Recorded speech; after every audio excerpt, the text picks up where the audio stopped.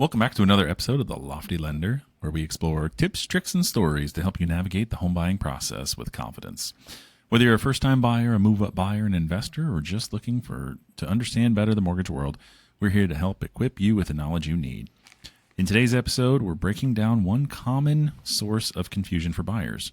What's the difference between a retail lender, a broker, a correspondent lender, a banker? There's just so many different names for what we are. Charlie, what's the biggest difference, you think? Well, first of all, you need to go for the tallest ones. And on average, that's us. True. Now, there's a lot. I think really we go down through this a lot. Some people like to know the bare bone details, getting down to it. I like to summarize it that you've got people that you can see and that are in your area, first of all. So if you're going to have somebody that you can know and trust that they have a good reputation to uphold, and of course checking out the reviews. But the correspondent, a lot of banks, depository, are correspondent lenders. Some have underwriters, some don't. And then you've got the broker side or the non-bank side, and that's kind of your two biggest buckets. We operate like brokers, but we're technically a bank. We are a correspondent like a depository, but we don't hire underwriters. We tend to keep a lot less overhead, and underwriters are very expensive. So that's one of those things we have good partners for with our investors. Yeah, so I'm going to break that down a little bit because you just said a lot of words right there. And I think the average person listening in saying, I'm turning this off because I have no idea what Charlie just said. We're going to start with a summary and then break it down even better. Okay. So let's first define what a broker is. So a broker is someone who is originating the loan, but they typically are only gathering just the bare bones minimum information from you and then passing it off to somebody else. I think that's my version of what that term is. Do you agree? Yeah, I would tell you that brokers tend to have a lot more wide knowledge base because they can partner with more investors and not have to have staff. And so they can get to be as knowledgeable and as thorough as they want, or they can just focus on, a very small community that they're in. There's just, option A and option B is great. So I think you have a gamut that you can choose a little bit more than the other side. Right. And they don't have any, just like us, they don't have funds where, I always tell people, if you come in to rob me, you're going to be able to get my wallet, and that's about it. I don't have a vault. You can't come in and take all the money out of here. Change. Oh, Charlie's got change. Perfect. But a broker really is going to be somebody who has that, like Charlie said, that full range of knowledge. They know a lot of different places that can get stuff done different ways, and they're going to have that knowledge. But for the most part, they're not going to be as hands-on. Sometimes they still are. I think all of this is a grain of salt every way. I'm not trying to offend anyone, and I think that someone listening in could say, "Well, I'm a broker and I am very hands-on," and so this is just my opinion. Don't take this to the bank or to your broker. But ultimately, I think there's a broker is somebody who has, like you said, that wider range. They have a lot of different sources, a lot of different investors they can contact to say, "Hey, I've got this unique situation. What can we do with it?" And I think from that perspective, I think we kind of operate in a broker sense because we do have a lot of different investors we can work with to that point. But I think, as you talked about, we are a correspondent lender. Correspondent's very similar to a broker in that we still have multiple different lenders that we can work with. However, when we close the loan, we're closing the loan in Midwest Family Lending's name. I always tell people, you think about, you get all that junk mail. And my favorite thing is you get junk mail that says Midwest Family Lending wants you to get some sort of insurance. Well, guess what? We are not selling insurance. We don't care about your health insurance, life insurance. I mean, I care. I'll help you find somebody, but it's not going to be through Midwest Family Lending. And so if something comes in the mail that says our company wants you to get some sort of insurance, it's more than likely junk.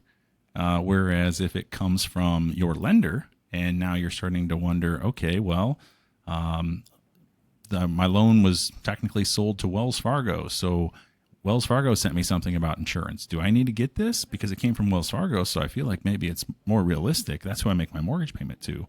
So for our perspective, the correspondent lender piece allows us to, as soon as we close your loan, we turn around and sell it to one of those investors we're talking about. And I think that really sets us apart to help our customers with clear communication as well. Yeah, and one of the biggest things you delineate between any type of lenders, who collects the payments. And that's a whole different level that you have to have a very big compliance software system and just overall system for the management of collection of the payments, sending statements out, managing your property taxes and insurance and your escrow. That's just a whole different level. And some banks do that. When you look at a correspondent lender or a broker, none of us are going to be set up with that system. That's not where any of our profit margins are measured, and some institutions do like that. Yep. And I think the retail lender then, to define that, I'd say the retail lender is your local bank or credit union. They use their own money to fund, or maybe they are operating also as a correspondent lender where they're researching with a couple other investors out there. But for the most part, they're probably using their own money, and they are, they have their own line of credit that they're pushing out to lend against. Or even the deposits. I mean, and they will sell to some of, the conventional loans and the government loans, FHA and VA, all that good stuff. So you can switch from one way to the other from year to year. There's places that do. They get very gung-ho and then they get a little nervous. So a lot of places change their structure. I think the biggest thing you and I appreciate and look at is that we don't. I mean, we really try to take and make sure that focus your efforts on somebody who's consistent. I mean, life going like this is exhausting.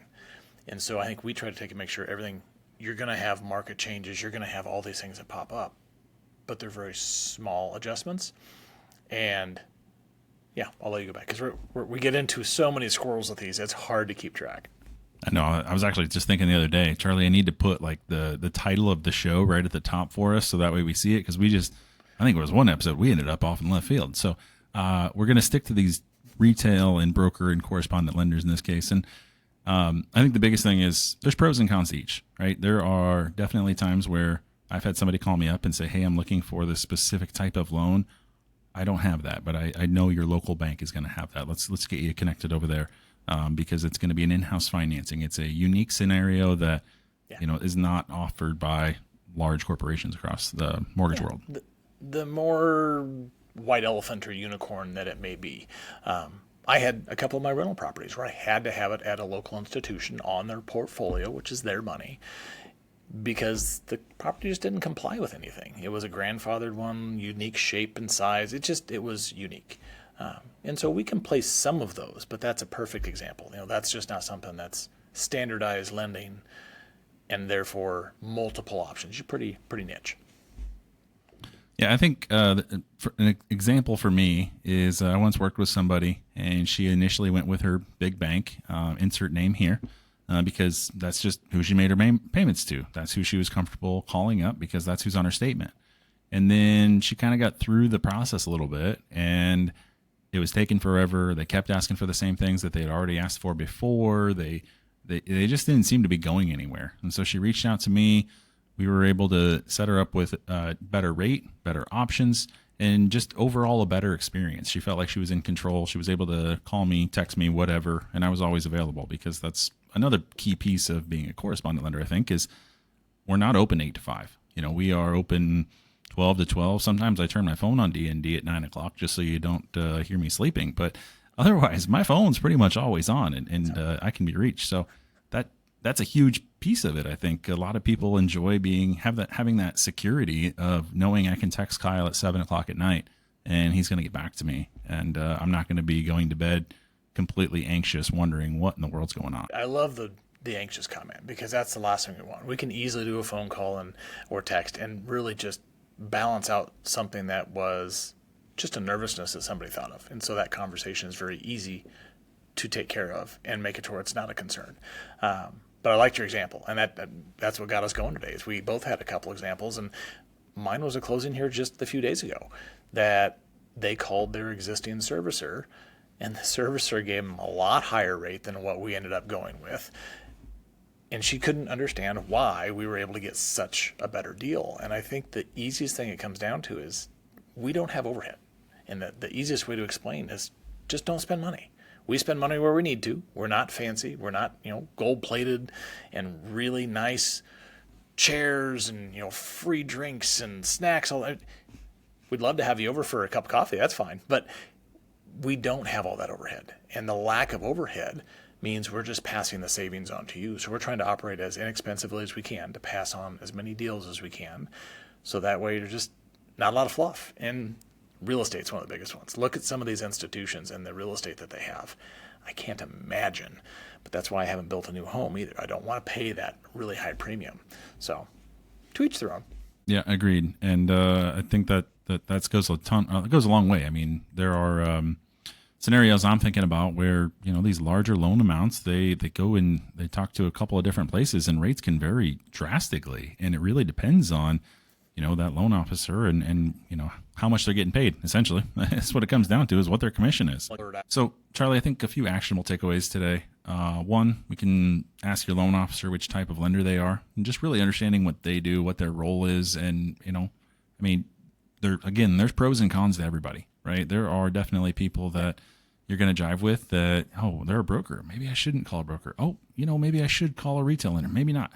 Who knows? Who cares? As long as you're getting the options and as long as you're getting communication, I think that's the biggest key. 100%. And it's not that someone always has one answer. They should have a few answers for you, options based on where you're at. And they should be able to take and say, this is what I deal in. I can help you. Or, hey, maybe this isn't the right one. Here's some suggestions. So anybody who's always about closing you, second opinion might be nice. Secondly, I think we've talked about this multiple times, but compare more than just rates. Think about timelines, service, flexibility, communication. The list goes on and on. There are a lot of different things that you need to consider when you are buying a house. Yeah. And just because it's a click me, buy me, you can hop online and click on a mortgage calculator and you can get pre-approved in 30 seconds, doesn't necessarily mean that that's the best place to go to close your loan, because you might not ever be able to talk to somebody. I've had multiple people tell me they didn't get to talk to their loan officer because they were never available. They had to text or email only. Yeah. And having a plan, not just what is easy. Like you said, the click me, buy me. A lot of the stuff we get in, if you look at where the pieces are, they're rearranged in a poor way that's really hurting the scenario. So if we can make the pieces play nice together, you get a lot more bang for your buck. And that way everything is what you wanted, not just fast. And finally, I'd say talk to a correspondent lender like us to see if you qualify for options that you might not be able to get somewhere else. So I think, again, as we've reiterated in this entire episode, we have a lot of different options. We try to compare everything apples to apples. We use our spreadsheet that we've talked about multiple times. If you're unfamiliar, you have questions, reach out to us. We'd love to show it to you. But we like to compare apples to apples. I know personally, just a fun story real quick, I was shopping for homeowners insurance here not too long ago. And, if you bundle car and auto, then you get a better deal. So then I'm comparing my deductible, my premium, my auto insurance. I've got all these numbers. And then, some say, well, if you add on this additional piece, then it's going to cost this. But if you don't, then it's this. And my head was spinning. And it's really only 3 numbers per person that I was talking to that I really cared about. And so I put it all in a spreadsheet. It was a very simple, basic spreadsheet, but it allowed me to look at them and say, okay, well, this one's a little bit higher, but the other 2 options are lower. This one's lower in all 3. This one's higher in all 3. Okay, now I can clearly see what I wanted. It's a great way to do it. And no matter where you go, we love the way we are basically halfway between bank and broker. We love that. But no matter who it is, just make sure they're not selling you. And you can tell when you're being sold. Like it's, hey, go this way. There's no other suggestions or questions or things to challenge you so you're getting the right result. Yeah, go with your gut. And if you're not sure, free second opinion. And that way great, all about. Well, as always, if you have any questions or you're unsure about anything, don't hesitate to reach out to us. We're here to help you feel confident and informed. That wraps up today's episode of Retail versus Broker versus Correspondent Lender. But if you have any questions about any of those or you're wondering just anything, reach out to us. We'd love to have you ask a question that can lead to the next episode. We hope you enjoyed the conversation, found it valuable today. Be sure to follow us on all social media platforms and subscribe to the podcast for more exciting episodes. Until then, we'll see you next week and stay curious.